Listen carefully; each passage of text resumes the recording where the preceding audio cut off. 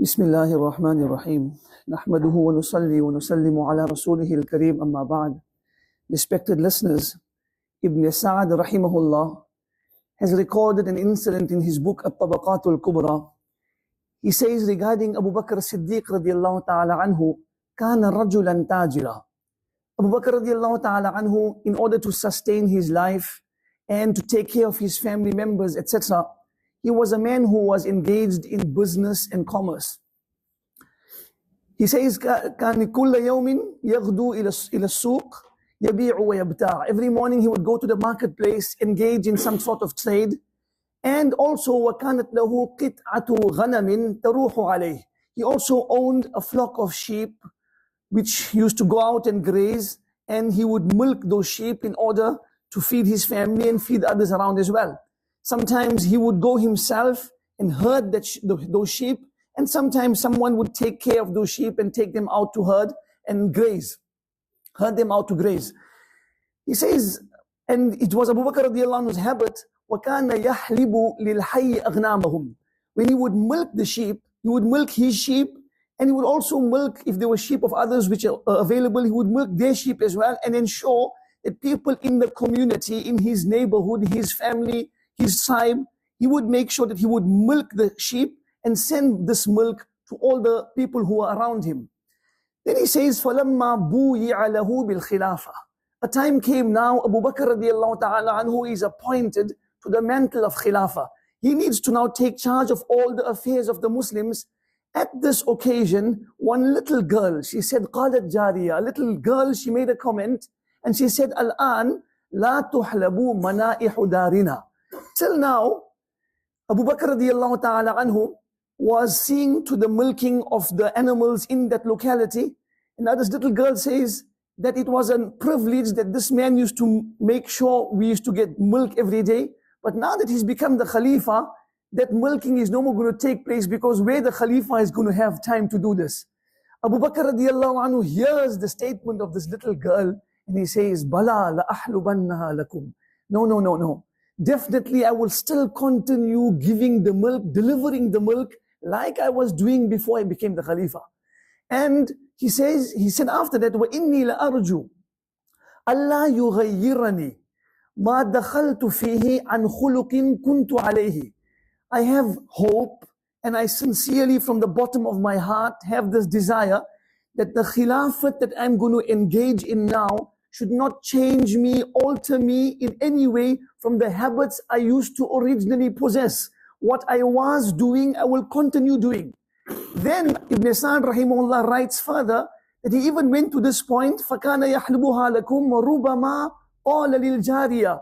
When these little girls would come and collect the milk, then Abu Bakr radiallahu anhu would go to this extent, and he would say, يَا جَارِيَةَ أَتُحِبِّينَ أَنْ أُرْغِيَ لَكِ أَوْ أُسَرِّحْ. Oh little girl, tell me, when I'm milking this goat, then how do you want it? You want the milk given to you in your little cup or your little bucket? You want the milk with the froth and the bubbles, or you want the milk plain without the bubbles? Obviously these bubbles, they entertain and they amuse little children. So you want it frothed, or you want it without the froth? So sometimes she would say she wants it with the froth. He would give it to her with the froth, and sometimes without the froth, he would give it to her without the froth. So this was the point Abu Bakr radiallahu ta'ala anhu had went to. Even though he was made the Khalifa, he didn't regard these works to be below his dignity, and he took care and made sure that these little girls who felt that they're not going to get anyone to milk their animals, Abu Bakr radiallahu anhu would see to that. Obviously, if the duties had become even more, then at times he probably couldn't do this himself, but he appointed someone else to take care of these affairs. What we understand is, whatever position a person receives, then it's not below his dignity to do works he originally was doing, to serve people, to be of benefit to them. As he mentioned, that I'm becoming the Khalifa, I from the bottom of my heart sincerely desire and hope that whatever I'm going to do now shouldn't change me from the ways I originally possessed. Rasulullah sallallahu alayhi wasallam explained, Sayyidul qawmi khadimuhum. The leader of a nation is the one who makes the khidmat. In other words, if a person makes khidmat of others, then one day he's the person fit to become their leader. And if a person is a leader, then it doesn't stop him from still serving others. This is what makes him a leader, and this is what makes him successful.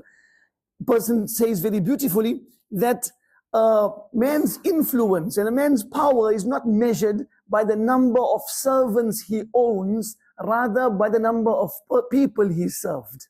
A man's power and influence is not measured by the number of servants he owns, rather by the number of people he has served. Abu Bakr radiallahu anhu on one hand is such a great person.